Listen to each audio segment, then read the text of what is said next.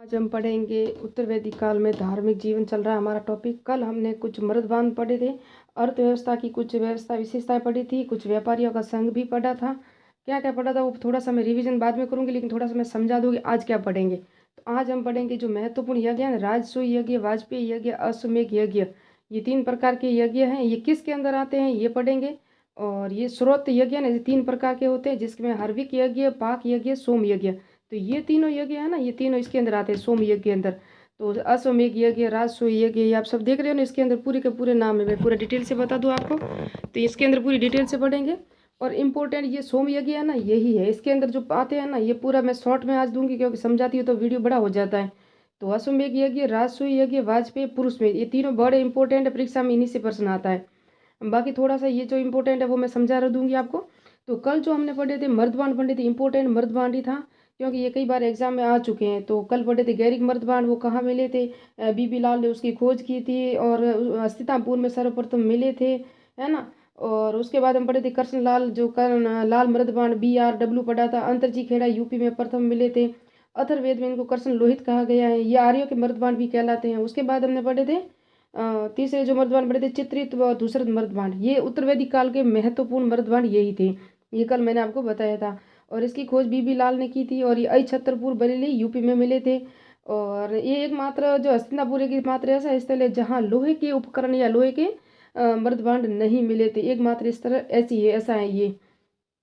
और ये जो है ना उत्तर वैदिक काल का और महाभारत कालीन दोनों का था चित्रित दूसर मर्दबान। उसके बाद पढ़े थे उत्तरी काले चमकीले मर्दबान पढ़े थे। ये सर्वाधिक का सबसे पहले कहाँ मिले थे, तक्षशिला मिले थे। इनका मुख्य व्यापार का केंद्र कहाँ था, कौशाम्बी में था। और ये सारे मैंने आपको डिटेल से कल पढ़ाया था। और उत्तरी काले जो चमकी पॉलिशदार मर्दबान है ना, उसको द्वितीय द्वितीय नगरीकरण के संबंधित मर्दबान भी कहा जाता है। तो ये मैंने कल का थोड़ा सा रिविजन करवाया है। और कल मैंने एक 4 देवताओं के प्रकार भी बताए थे आपको, क्योंकि उत्तर वैदिक कालीन देवताओं के नाम थोड़े से परिवर्तन हो गए थे। क्योंकि ऋग्वेद काल और पूर्व वैदिक काल में तो देवताओं के 3 प्रकार थे, आकाशवासी, अंतरिक्षवासी थे, पृथ्वीवासी थे, है ना। तो उसी तरह यहाँ भी 4 प्रकार थे। कौन कौन से थे, एक तो थे दिव्य थे, जो स्वर्गीय देवता थे। फिर थे पार्थिव थे, जो पृथ्वी के देवता थे। गोजा, जो गो से संबंधित देवता थे। अप्य, जो जल थे, जल से संबंधित देवता थे। ये कल मैंने आपको पढ़ाया था, पूरा डिटेल से पढ़ाया था, शायद आपको याद होगा। जो धर्म के अंदर और इस उत्तर वैदिक काल में जो धर्म की थोड़ी सी विशेषता में क्या बताया था कि एक तो थे रुद्र, और एक इंद्र और अग्नि है ना, उसका थोड़ा महत्व कम हो गया था। रुद्र का उत्तर वैदिक काल में नाम परिवर्तन हो गए, विश्व में नाम उनका परिवर्तन हो गया था। ये मैंने थोड़े से और इम्पोर्टेंट बताए थे, कुछ पॉइंट थे। और अगर नहीं देखा हो तो पूरा वीडियो देख लेना, वहाँ आपको पूरी सतपथ ब्राह्मण में जल ब्राह्मण की कथा मिलती है। सतपथ ब्राह्मण है ना, शुल्क यजुर्वेद का ब्राह्मण ग्रंथ है, ये भी बताया था। पुनर्जन्म जन्म का कहाँ वर्णन है वो भी बता दिया था मैंने। और अधिक अन्न उत्पादन करना, अन्न ही ब्रह्मा है, ये इसका वर्णन कहाँ है, ये सब मैंने कल नेक्स्ट में पढ़ा दिया था। तो आप पढ़ते हैं, आज शुरू करते हैं आज का वीडियो। और कल का अगर नहीं देखा हो तो वो देख लेना, मेरी प्लेलिस्ट बनी हुई है। उत्तर वैदिक काल की अलग है और पूर्व वैदिक काल की अलग है। सिंधु घाटी सभ्यता की स्थापत्य कला अलग है, सिंधु घाटी सभ्यता के स्थल अलग है, सिंधु घाटी सभ्यता की जो भी विशेषता है ना वो सारे मैंने प्लेलिस्ट बनाई हुई है। और समाजशास्त्र, लोक प्रशासन सबकी बनी हुई है, आप देख सकते हो। थोड़ी थोड़ी अभी उसके अंदर मैं ऐड करती जा रही हूँ। तो अब स्टार्ट करते हैं आज की जो। अब उत्तर वैदिक काल में क्या हुआ, पूर्व वैदिक काल में तो क्या होता था, उसके अंदर होते थे ग्रहपति, होते थे ना, ग्रह का मुखिया वगैरह होता थे, वही यज्ञ का जो भी शुभारंभ करता था वही करता था। क्रिया विधि के स्थान पर अब शुद्ध उच्चारण पर बल दिया जाने लगा। अब पशु बल को प्राथमिकता दी गई थी इस उत्तर वैदिक काल में। अब ब्राह्मण और पुरोहित वर्गों ने स्थान ले लिया किसका, ग्रहपति का। अब ये ब्राह्मण और पुरोहित ही यज्ञ कराएंगे, इसका स्थान ले लिया था ग्रहपति का। अब ये मैंने बता दिया। अब स्रोत यज्ञ 3 प्रकार के कौन कौन से वो देख सकते हो। एक तो हार्विक यज्ञ, उद्गाता नहीं होता, इसके अंदर उद्गाता नहीं होते हैं। सोम यज्ञ है ना, उसके अंदर उद्गाता होते थे। अब इसको ही डिटेल से पढ़ना, लेकिन थोड़ा सा ये समझा दूं, फिर ये मैं पढ़ाऊंगी आपको। और गर्भ प्रवेश, प्रवेश हेतु होता था ये, गर्भ प्रवेश हेतु ही हार्विक यज्ञ किए जाते थे। अग्नि होम, 10 मुद्रा, 10 पूर्ण मास, आग्रयण, चातुर्मास्य, पशु, श्रोत्राणी, पिंड बाल्या, पिंड त्याग, ऐसे कुछ ये 10 प्रकार के हैं। ये जो है ना अग्निहोत्र, अग्निहोत्र है ना, ये अमावस्या का होते थे, नहीं सॉरी अग्निहोत्र नहीं, 10 पूर्ण मास है ना, ये यज्ञ ये अमावस्या को ही संपन्न होते हैं। जिस तरह ये पावन पाक यज्ञ कितने होते थे, 7 होते थे ना, ये पावन यज्ञ है ना, ये भी अमावस्या की होता था। और हार्विक यज्ञ का ये 10 पूर्ण मास है ना, ये भी अमावस्या को ही संपन्न किया जाता था। अब यार देखो, पार्वन, अष्टिका, मासिक, श्राद्ध, श्रावणी, शुलगाम, उपासन होम, ये 7 प्रकार के यज्ञ हैं जो पाक यज्ञ कहलाते हैं, स्रोत यज्ञ के अंतर्गत आते हैं। कभी कभी परीक्षा में आ जाता है कि राजसूय युग किसके अंतर्गत आता है, तो ये स्रोत युग में स्रोत युग होता है ना, स्रोत युग यज्ञ, सॉरी योग नहीं, स्रोत यज्ञ के अंदर सोम यज्ञ में आते हैं। कौन से आते हैं? तीनों यज्ञ आते हैं ना। फिर है पावरण, अष्टिका, मासिक और श्राद्ध, ये तीन चारों यज्ञ है ना, ये पितृ पूजा के लिए प्रसिद्ध थे। इसमें पितृ पूजा संपन्न की जाती थी, और ये ग्रह अग्नि से संपन्न होते थे, यानी अग्नि से ही संपन्न होते थे ये पाक यज्ञ। अब ये मैंने बता दिया आपको, अश्वमेध, राजसूय, साम, वाजपेयी यज्ञ, पुरुषमेध, अग्निष्टोम, ये इसकी पूरी डिटेल से पढ़ना पड़ेगा, क्योंकि परीक्षा में प्रश्न यहीं से आता है। इसमें सोम की आहुति दी जाती है, ये थोड़ा डिटेल से देख लेते हैं। सोम की आहुति दी जाती है और 1000 दिन तक चलने वाला ये यज्ञ होता है, और 1000 दिन है शायद 1000 वर्ष, अभी मैं कन्फ्यूजन दूर कर लूँगी आपको। ऋग्वेद के आर्यों का महत्वपूर्ण यज्ञ यही है, सोम यज्ञ है ना। और विस्तृत वर्णन, इस सोम यज्ञ का विस्तृत वर्णन हमें कहाँ मिलता है? ऋग्वेद काल में, और ऋग्वेद में ही मिलता है। ऋग्वेद पूर्ववेदी काल में भी सोम यज्ञ का वर्णन मिलता है। तो अब डिटेल से हम ये पढ़ेंगे। इतना शॉर्ट में लिखा है कि और कहीं नहीं मिलेगा, क्योंकि इसके बाद जब यज्ञ पढ़ेंगे ना, उसके बाद किस किस राजा ने कौन कौन से महत्वपूर्ण यज्ञ करवाए थे जो प्राचीन भारत में आते हैं ना, वो। तो इसलिए मैं इसको शॉर्ट टिप से इतना बता रही हूँ, क्योंकि जो कि परीक्षा की इंपॉर्टेंट है ना, परीक्षा की दृष्टि से वो ही करवा रही है, जो बार बार परीक्षा में आते हैं। तो वाजपेयी यज्ञ है ना, ये राजा द्वारा किया जाता है, और इसमें रथ दौड़ होती है ना, उसका आयोजन किया जाता है।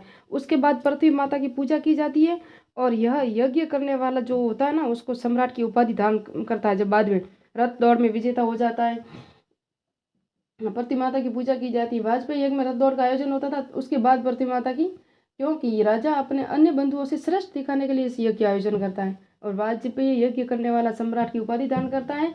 और इस वाजपेयी यज्ञ का संबंध किससे है? शक्तिवर्धन पेय से था। क्या था? शक्तिवर्धन पेय से। उसके बाद है राजसूय यज्ञ। आपको दिख रहा है पूरा या नहीं दिख रहा है? ये देख लो, हाँ दिख रहा है, अब तो पूरा दिखेगा। और उसके बाद आप देखोगे तो राजसूय यज्ञ, इसमें राज्याभिषेक के सारे वर्णन है, और राजा की उपाधि धारण करता है। केवल क्षत्रिय वर्ग ही इसमें राजसूय यज्ञ करता है। वरुण और इंद्र का भी अभिषेक होता है इसके अंदर। फिर 17 स्थानों से जल लाया जाता है, और उससे राजा को स्नान कराया जाता है।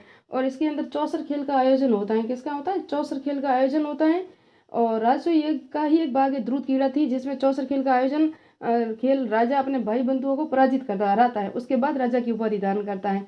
और इसी यज्ञ में रत्न भी संस्कार भी जुड़ा हुआ था, ये शायद मैंने नहीं लिखा, आप लिख लें, रत्न बीसी संस्कार जुड़ा हुआ है इसी यज्ञ से। फिर अदरव्यू अदरव्यू है ना, इसके अंदर क्या है? ये अदरव्यू, और क्योंकि इसमें एक पॉइंट रह गया था कि प्रथम जल है ना, इसके अंदर सरस्वती नदी से लाया गया है। 17 स्थानों से लाया गया, लेकिन प्रथम जल सरस्वती नदी से, ये शायद पॉइंट मैंने आपको नहीं बताया, तो आप नोट्स कर लें कि सरस्वती नदी से लाया जाता है। और रत्न भी इसी संस्कार में सबसे पहले राजा सेनानी के घर जाता है। और सतपथ ब्राह्मण के अनुसार राजसूय युग की समाप्ति पर पुरोहित होता है ना, पुरोहित राजन का परिचय जनों से कराता है। कौन कराता है? पुरोहित। राजा की जो जन होते हैं ना, उनसे कौन कराता है? पुरोहित कराता है, परिचित कराता है सेनानियों के घर जाकर। सतपथ ब्राह्मण के अनुसार राजसूय युग की समाप्ति पुरोहित जन्म कराता है, और यह व्यक्ति आपका राजा है, सोम हम ब्राह्मणों के राजा हैं। यानी कि जो राजा से जन है ना, जन से जो पुरोहित जाता है राजा को लेके जनपदों में, जनपद तो बाद में हुई, पहले जन था, तो जनों से संपर्क कराता है और कहता है कि ये हमारा राजा है। इससे सबसे परिचित करवाता है। कौन करवाता है? पुरोहित करवाता है यह व्यक्ति। और सोम है ना, हम ब्राह्मणों के राजा हैं। राजसूय युग से जुड़ी मान्यता ये है कि सृष्टि के सर्जन और अन्य चक्री पहित पहिया में केंद्र कौन होता है? इन सब में अंदर केंद्र होता है राजा। और इन सब के पश्चात अधर्व्यू समारोह होता है। अधर्व्यू समारोह होता है, और इसमें राजा है ना, इसमें राजा की पीठ राड से थपथपाकर स्पर्श किया जाता है, और उसके बाद बताया जाता है कि राजा दंड से ऊपर हैं। तो सतपथ ब्राह्मण में राज्याभिषेक का वर्णन है। राज्याभिषेक का वर्णन कहाँ है? सतपथ ब्राह्मण में। और राज्याभिषेक किसके अंदर आता है? राजसूय युग में आता है। तो ये राजसूय युग की थोड़ा सा वर्णन था। फिर अग्निष्टोम यज्ञ। अग्निष्टोम यज्ञ है ना, ये सामूहिक गीत है, और ये 5 दिन तक चलता है। इसके अंदर 11 पशुओं की बलि दी जाती है, और 12 प्रकार के शस्त्रों का प्रयोग किया जाता है। कितने प्रकार के? 12 प्रकार के। अब पढ़ते हैं अश्वमेध यज्ञ। इसका कई बार आपने प्राचीन राजाओं के बारे में भी सुना है, तो इसका पूरा डिटेल से पढ़ेंगे हम। अश्वमेध यज्ञ, राजसूय ये किसने करवाया था? पहले वाजपेयी एक प्राचीन काल में जो भी राजा थे ना, वो सब पढ़ेंगे हम। तो 1 वर्ष तक राजा इसमें अश्वमेध यज्ञ ना, 1 वर्ष के लिए राजा अपने घोड़े को छोड़ देता था चारों दिशाओं के लिए। जहाँ जहाँ ये घोड़ा जाएगा वहाँ राजा का अधिकार होगा। अगर उस घोड़े को कोई रोक देता है तो क्या करता? राजा युद्ध करता था उससे, और उसी को भी जीत लेता था। ये हमने पढ़ा हुआ कई बार। इसमें गान गाथा ब्राह्मण है ना, इसमें गान गाथा होती है 1 वर्ष तक लगातार सारे राजकीय, जहाँ राजा का महल होता है या राजा का स्थान होता है ना विशेष तौर पे, तो वहाँ सब ये गान गाथा चलती रहती है जब तक घोड़ा चलता रहता है। और जिसके अंदर दिन में तो ब्राह्मण करते हैं गीत गायन आयोजन और रात को क्षत्रिय करते हैं। इसमें 600 पशुओं की बलि दी जाती है। ऋत्विजों और रानियों के मध्य गंदे मजाक भी इन्हीं के बीच में चलते रहते हैं।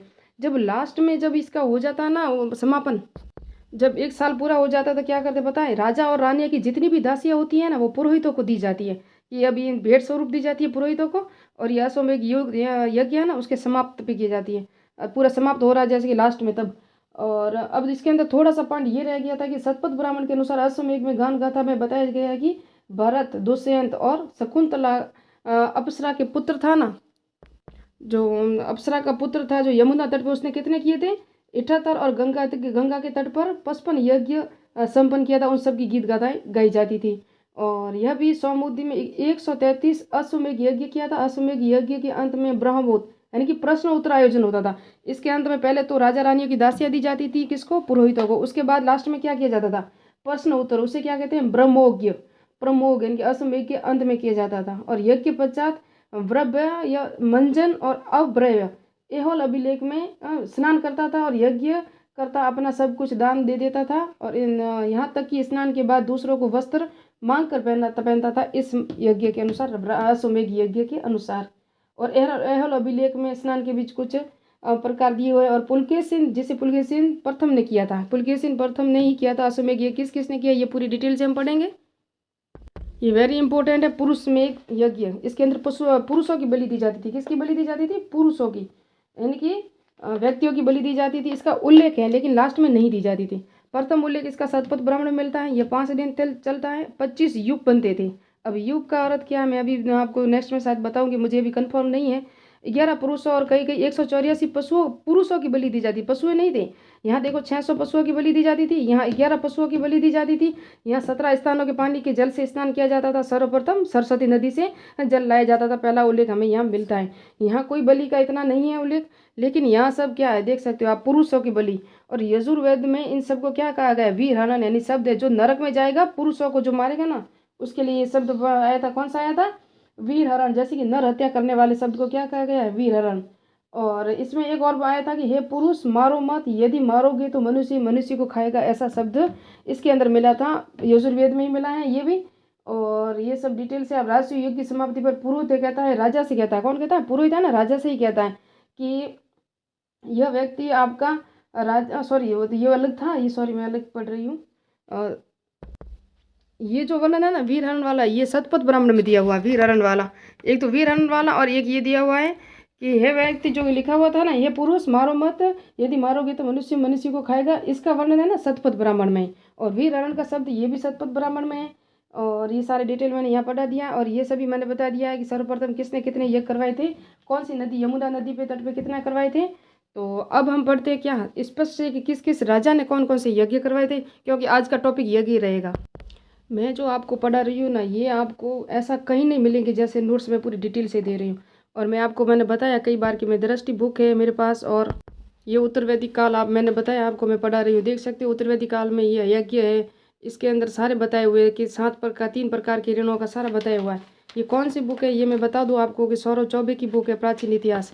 ये आप देख सकते हो, यहाँ से मैं सारे नोट्स आपको बता रही हूँ क्योंकि परीक्षा में यहीं से प्रश्न आते हैं। और ये प्राचीन भारतीय इतिहास सारा बुक भी फट चुकी है, लेकिन जितने मैंने नोट्स आपको दिए ना, इतने शायद इंपॉर्टेंट ऐसी बुक से कहीं नहीं मिलेंगे इस बुक के अलावा। और ये बुक इंपॉर्टेंट अगर आप ला के पढ़ दो तो और भी अच्छी बात है, क्योंकि प्रश्न यहीं से आते हैं, बाहर नहीं जाएगा इससे एक भी प्रश्न। तो ये जो मैंने अभी लिखवाया ना, ये इतना इंपॉर्टेंट है कि ये कई बार अगर एग्जाम में आपने अगर प्रश्न देखे होंगे तो पूरे एग्जाम के प्रश्न देख लेना, यहाँ से कितने प्रश्न आए हुए एक सारणी से। तो ये सारणी दी हुई है ना सौरभ चौबे और दृष्टि बुक में, उसमें से है। तो ये है ना भारतीय शासकों द्वारा किए गए यज्ञ। वाकाटक नरेश परवर सेन प्रथम था ना, उसने 4 प्रकार के अश्वमेध यज्ञ और 1 प्रकार का वाजपेयी यज्ञ किया था। किसने किया था, वाकाटक नरेश या वाकाटक का शासक था परवर सेन प्रथम। इक्स वाकु जो शासक था ना वो था श्री सातमूल, जिसने अश्वमेध यज्ञ, वाजपेयी यज्ञ, स्रोत यज्ञ, तीनों यज्ञ। स्रोत यज्ञ यही है जिसके अंदर 3 प्रकार के यज्ञ आते हैं। उसके अंदर हम पढ़ रहे हैं सामवेद यज्ञ, हमने पढ़ा है आपको, जिसके अंदर आते हैं राजसूय यज्ञ, या बता दिया आपने वाजपेयी यज्ञ, पुरुष मेघ यज्ञ, ये सब बताया ना आपको। तो ये सब उसके अंदर आते हैं सामवेद यज्ञ, जो स्रोत यज्ञ का ही भाग है। और पुष्यमित्र सुग 7वां शासक था।